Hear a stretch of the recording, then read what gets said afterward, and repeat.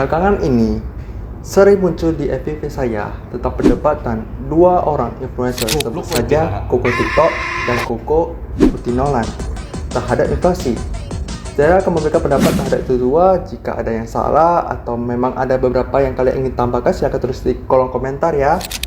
Menurut saya, keduanya itu benar adanya, namun dari persepsi yang berbeda pula.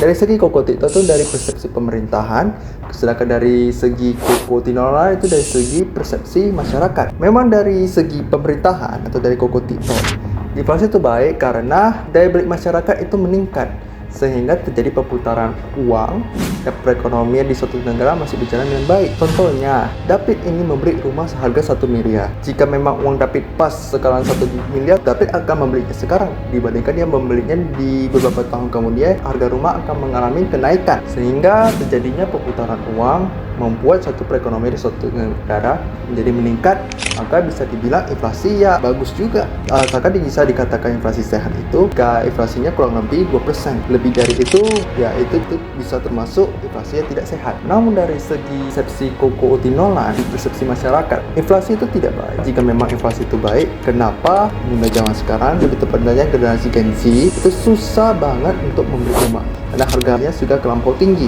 Gua akan kasih contoh nih.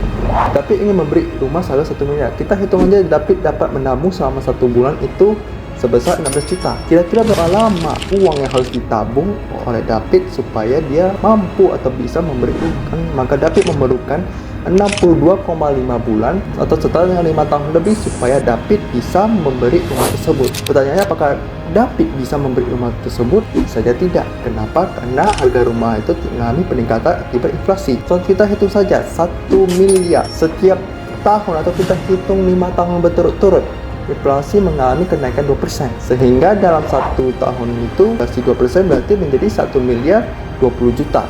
Ditambah lagi dengan inflasi di tahun selanjutnya menjadi 1 miliar 40 juta 400 ribu, dan akan terus berlanjut hingga sampai 5 tahun kemudian totalnya menjadi 1 miliar 100 juta lebih.